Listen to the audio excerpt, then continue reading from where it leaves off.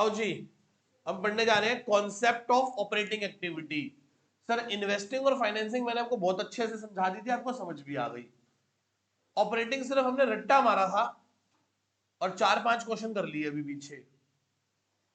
अब हम इसको समझने जा रहे हैं कि कैसे ऑपरेटिंग एक्टिविटी, क्या इनडायरेक्ट मेथड कैसे चली।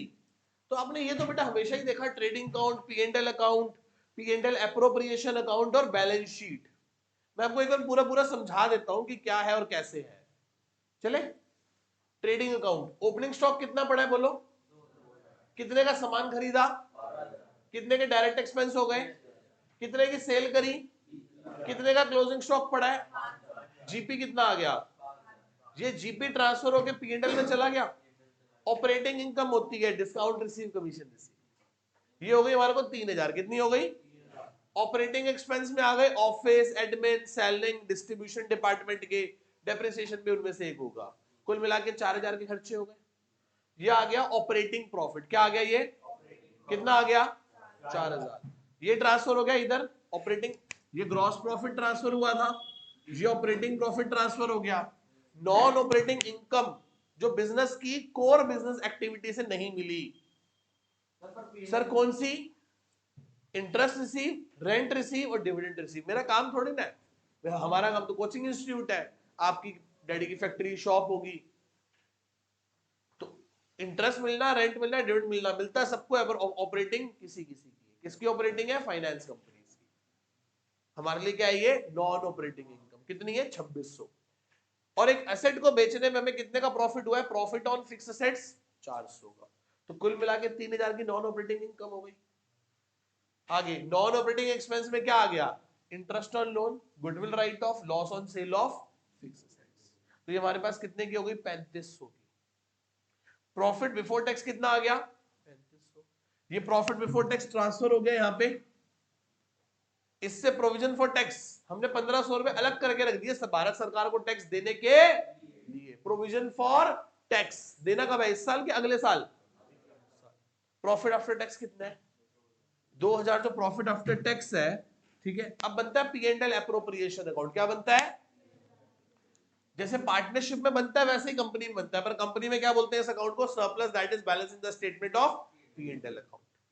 पिछले साल का मुनाफा कितना पड़ा था बोलो? 1000। इस साल कितना प्रॉफिट और आ गया? कुल कितना हो गया? 3000 में से फर्म, अब कंपनी अपने प्रॉफिट को क्या करेगी? देखो ऊपर डेट को इंटरेस्ट दे चुकी है, इंप्लॉइज को सैलरी दे चुकी है, वर्कर को वेजेस दे चुकी है, सब कुछ हो चुका है। All charges are debited into trading और पी&एल अकाउंट। अब तो सिर्फ एप्रोप्रिएशंस रह गई। मालिक कौन है? Share holders. शेयर होल्डर्स को क्या दे दिया? डिविडेंड। कौन सा? इंटरिम या प्रपोज। क्या होता है इंटरिम प्रपोज? ये भी आगे चल के पढ़ेंगे। डिविडेंड दे दिया कितना हमने बेटा? 1200 रख दिया, देंगे बाद में 1200। कितना रिजर्व बना लिया? कितना प्रॉफिट बच गया? पिछले साल प्रॉफिट कितना था? Surplus that is balance in the statement of P&L account. Surplus वो सरप्लस प्रॉफिट जो सब कुछ करने के बाद हमारे पास बच गया। Surplus that is balance in the statement of P&L account. Balance sheet यही 4 क्वेश्चन में किया ना। प्रॉफिट कितना पड़ा हुआ है पिछली बार? Surplus that is balance in the statement of P&L account में कितना प्रॉफिट पड़ा है पिछले साल? अब कितना पड़ा है? 1300। कितना पड़ा है? करें क्वेश्चन करें, ये समझ आती है? हम कौन से तरीके से कर रहे हैं, डायरेक्ट से या इनडायरेक्ट से? हम यहां से नीचे से कहां तक पहुंचने की कोशिश कर रहे हैं? ऑपरेटिंग प्रॉफिट तक, यहां से यहां। इसलिए इसको क्या बोला जाता है? Indirect method. ग्रेजुएशन में आप इसको कैसे पढ़ोगे? डायरेक्ट मेथड से भी पढ़ोगे, फिर हम ऊपर से शुरू करेंगे। हमारा ऑब्जेक्टिव कौन से प्रॉफिट तक पहुंचना है? और पहले ऑपरेटिंग प्रॉफिट तक। कहां तक पहुंचना है?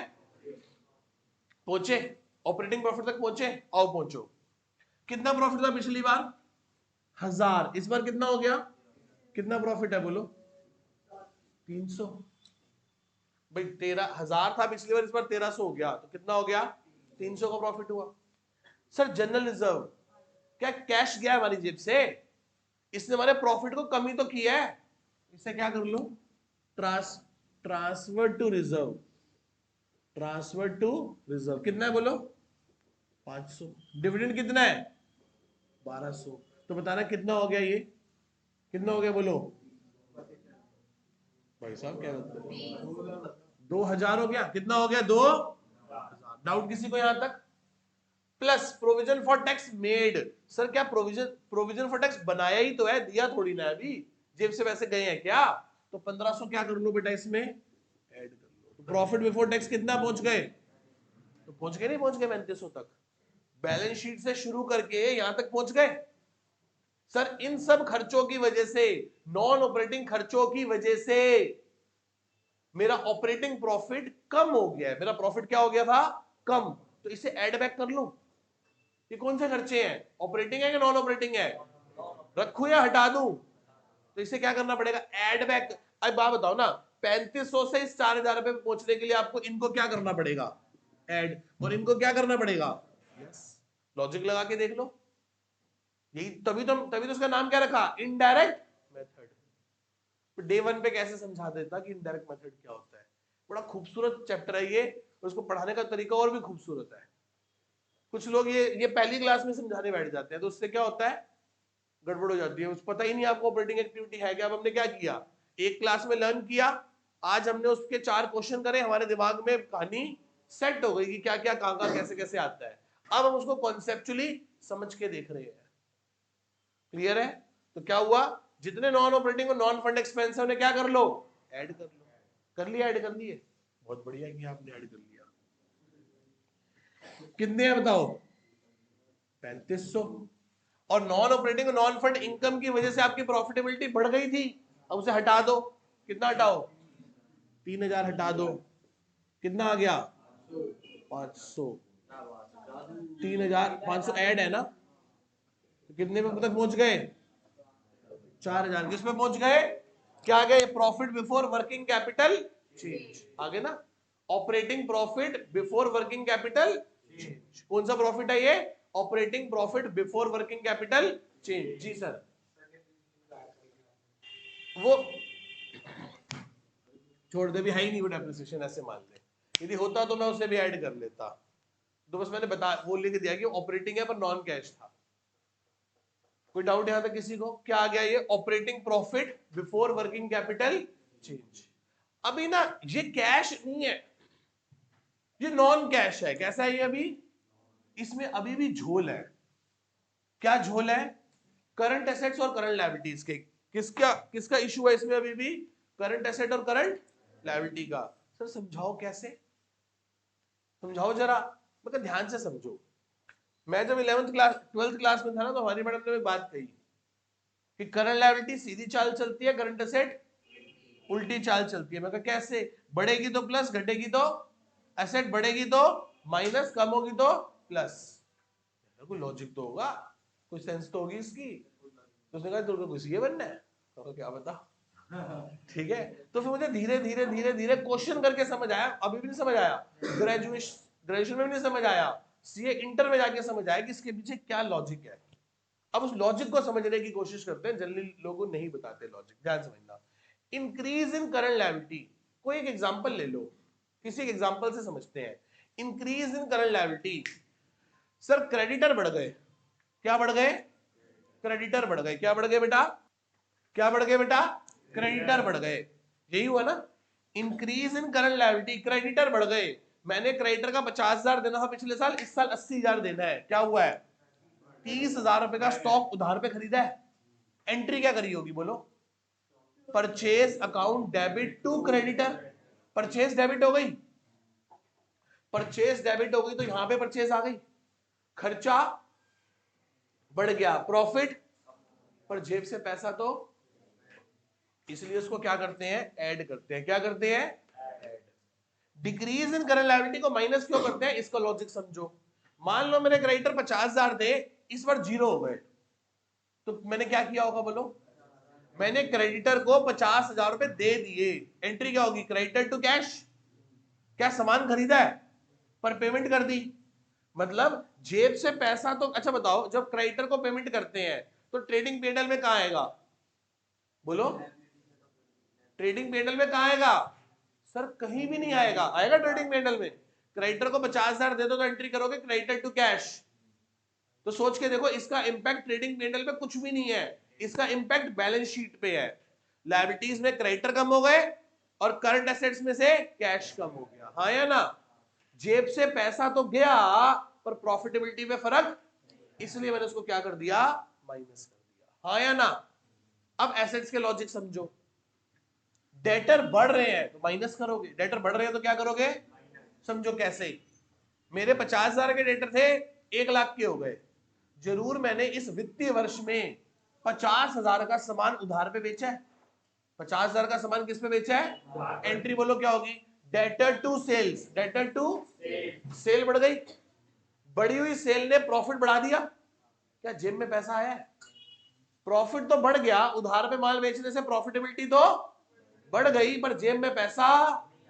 हम जा रहे हैं प्रॉफिटेबिलिटी से लिक्विडिटी तक, कहां जा रहे हैं, प्रॉफिटेबिलिटी से लिक्विडिटी तक। हम ये देख रहे हैं कि प्रॉफिट तो है, क्या लिक्विड भी है या नहीं है, लिक्विड तो है ही नहीं। 50,000 के क्रेडिटर 1 लाख के हो गए, इसका मतलब आपने इस साल में 50,000 के गुड्स उधार पे बेचे हैं, तो क्या हुआ होगा बोलो, बोलो, डेटर टू सेल्स, डेटर बढ़ गया, डेटर बढ़ गया, सॉरी सेल बढ़ गई, सेल बढ़ गई तो प्रॉफिट बढ़ गया, पर जेब में पैसा तो आया, इसलिए उसे क्या कर दिया हमने, माइनस कर दिया। अगला, डेटर कम हो गए तो प्लस कर दोगे, समझो 1 लाख के डेटर थे, 0 के हो गए, इसका मतलब उन डेटर्स ने मुझे पैसा, एंट्री क्या होगी, cash to debtor, cash to, सोचो ट्रेडिंग पेंडल में इस एंट्री का इंपैक्ट कहां आएगा, कहीं नहीं आएगा। इसका इंपैक्ट कहां जाएगा, balance sheet asset side, cash बढ़ जाएगा, डेटर कम हो जाएगा। पैसा तो आया, पैसा तो आया पर प्रॉफिट पे कोई फर्क, इसलिए हमने उसको क्या कर लिया, ऐड कर लिया, क्या कर लिया, ऐड। आप देखो ऐसा करने से आ गया। इस साल कौन सा टैक्स दिया होगा, इस साल वाला है पिछले साल वाला, वो पे करके ये क्या निकल आएगा, ऑपरेटिंग प्रॉफिट इन कैश निकल आएगा, क्या निकल आएगा, ऑपरेटिंग प्रॉफिट इन कैश। कोई डाउट इसमें किसी को, पक्का क्लियर है, कॉन्सेप्ट क्लियर हो गया ये वाला कि हमने क्यों क्यों किसी चीज को प्लस कर रहे हैं और क्यों किसी चीज को माइनस कर रहे हैं, अब समझो। इसमें दिल पे में पी क्या था, premium payable on the redemption of debentures और प्रेफरेंस शेयर।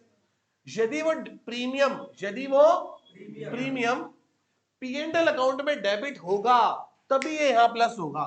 यदि वो प्रीमियम सिक्योरिटी प्रीमियम से ही राइट ऑफ हो जाएगा, किससे, सिक्योरिटी प्रीमियम से, तो फिर ना वो यहां डेबिट हुआ होगा, ना उसने मेरे प्रॉफिट को डिस्टर्ब किया होगा, ना ही मैं उसको यहां पे ऐड करूंगा।